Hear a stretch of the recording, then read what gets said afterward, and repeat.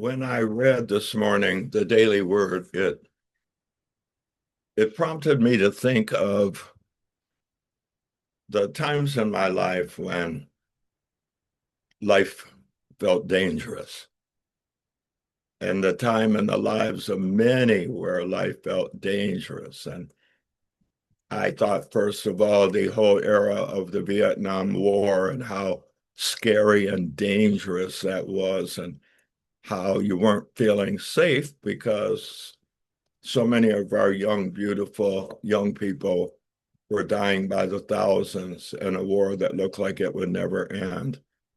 I thought about being a child and the fact that we did bomb drills in our grade school where the alarm would go off and we were trained to line up in a certain way and against a certain wall and to go single file down into the boiler room and tuck our heads between our knees and wait for the bomb to go off, and how the Cuban Missile Crisis had us living in fear, and Khrushchev, seeing him on the news taking his shoe off and pounding it on the table, and the threat of nuclear war. And so I thought, wow, there's been so many periods and times and experiences in this life that I've lived where fear was in the air and fearful possibilities were in the air. And then my mind turned around to a more personal level, and I went, what was an era or a period where we were most tempted to fear? Something more close and intimate than what was going on in Cuba or what was going on in Vietnam. And I thought of the era of when AIDS reared its head in the 80s, the early 80s. I was when I became aware of this thing called AIDS. And I thought of how scary the idea of AIDS was, not only to people who were diagnosed with AIDS or diagnosed as HIV positive, but for their families and their siblings and their friends, because at that point, AIDS meant death. It also was contagious. And so when it first showed up, the majority of the people did not lean into someone who was HIV positive or had full blown AIDS. You leaned away from that person because you didn't want any of their spittle, their tears, any of their liquids to possibly transfer AIDS to you.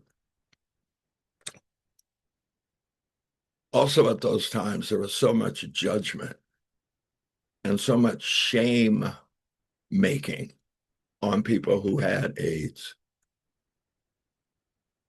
And I remember thanking God for a woman. Her name is Louise Hay. And Louise Hay decided to lean in a way that no one in the surround had before. She's a woman who spoke a lot at Unity churches, Science of Mind churches, Course in Miracles groups. She was the first person who decided to create a circle of acceptance and surrender for people who were HIV positive or had full-blown AIDS, for them, their loved ones, and their families.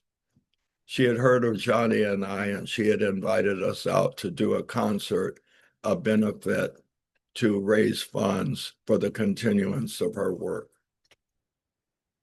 At that time, I myself had a little bit of anxiety or caution about going and being in a forum that was peopled primarily by people with AIDS or who were HIV positive. Johnny and I flew out to do our concert, and we witnessed her powerful ministry. There we were in a forum with so many who had AIDS and were HIV positive, and they looked very, very, very sick. It brought up for me images of lepers in the Bible.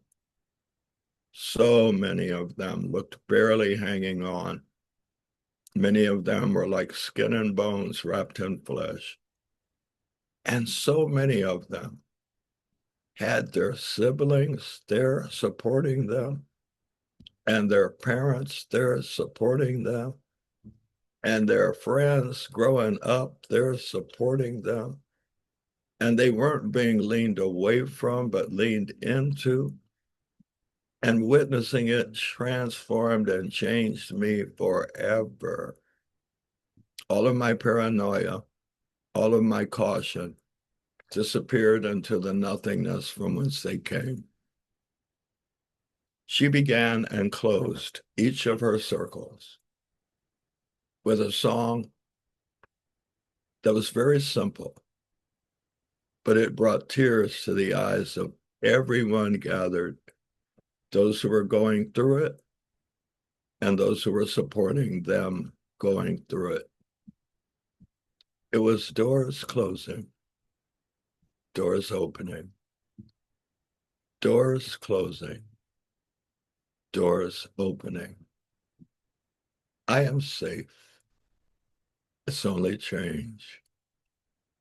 I am safe. It's only change. Doors closing, doors opening, doors closing, doors opening. I am safe. It's only change. I am safe. It's only change. Doors closing, doors opening, doors closing, doors opening. I am safe. It's only change. I am safe. It's only change. Doors closing, doors opening, doors are closing. I am opening. I am safe. It's only change. I am safe. It's only change.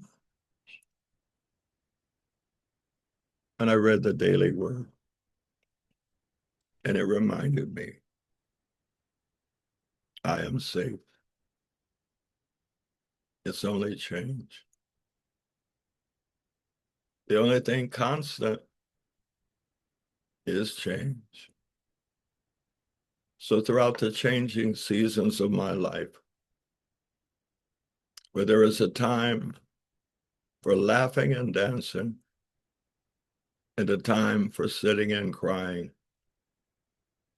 let me know that I am safe when I am grinning and giggling and dancing, and that I am safe when I'm crying. Let me know in my times of abundance, and let me know in my times of the appearance of lack or limitation, I am safe. Let me know when babies are born, and let me know when loved ones make transition. I am safe. Let me know in sickness and in health, in good times and in trying times, for richer or for poorer, through every season. God bless me to know I am safe. Everything is changing. Everything always will. Doors closing, doors opening, doors are closing. I am opening. I am safe. It's only change. I am safe. It's only change.